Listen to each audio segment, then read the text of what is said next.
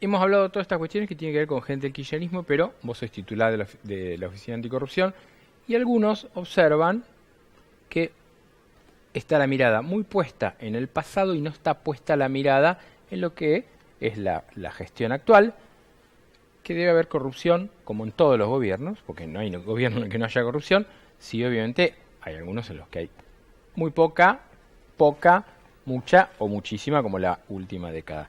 ¿Vos qué respondés cuando alguien te dice, ¿por qué no mira más lo que pasa en el macrismo? Porque lo estamos mirando, porque estamos controlando las declaraciones juradas de los funcionarios, porque estamos mirando si hay o no hay conflictos de intereses, porque les estamos enviando permanentemente instrucciones, recomendaciones, alertas, porque también hay consultas a la oficina que hace un trabajo preventivo en ese caso, porque tenemos dos roles, el preventivo y el investigativo, porque como nos toca aplicar la ley de ética pública en el Poder Ejecutivo, nosotros tenemos esta obligación de verificar la evolución patrimonial de los funcionarios, de conocer sus intereses, de evitar situaciones que puedan transformarse en el futuro en un delito, como una negociación incompatible o un tráfico de influencias.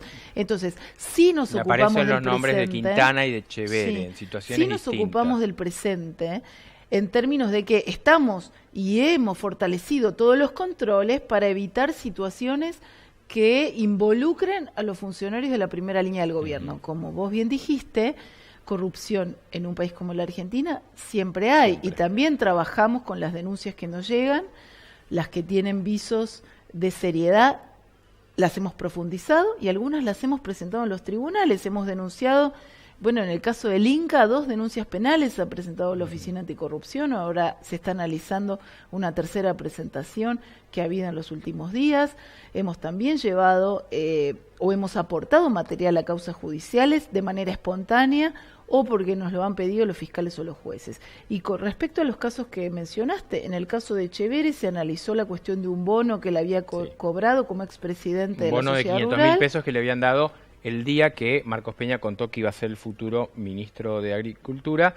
La Sociedad Rural le da un bono de 500.000 pesos. Bueno, nosotros hicimos todo el análisis que corresponde a la luz de la Ley de Ética Pública y le dijimos al ministro que eso no correspondía, que estaba contrario a los principios de esta ley y que devolviera ese dinero. Y así efectivamente está acreditado que lo hizo.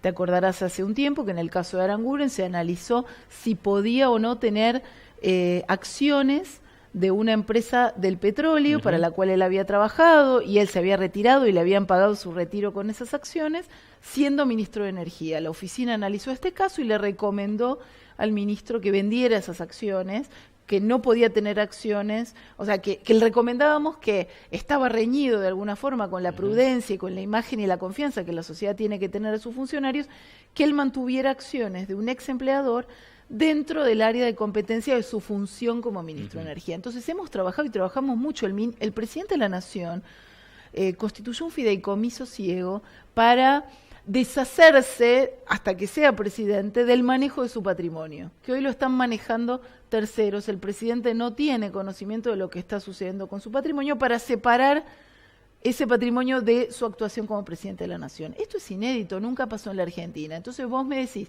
estamos haciendo mucho esto, control 1 a 1 sobre los funcionarios de más alto rango del gobierno.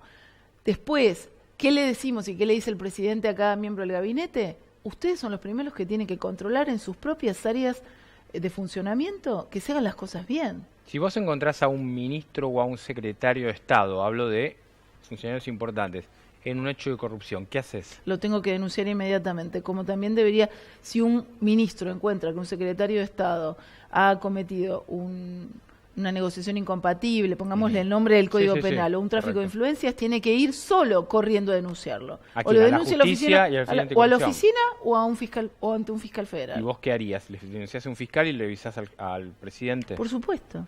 Se avisa en términos institucionales, como por ejemplo la resolución de los casos Echeverri, el caso Aranguren y de otros casos, se le comunican al presidente, porque es el jefe de todos ellos y tiene que saber como órgano. El jefe tuyo también, y también me parece que pero a mí me parece que también responde al Ejecutivo. Sí, y a mí me parece que es importante este punto que vos haces, porque la Oficina Anticorrupción no es el Poder Judicial, ni son los fiscales.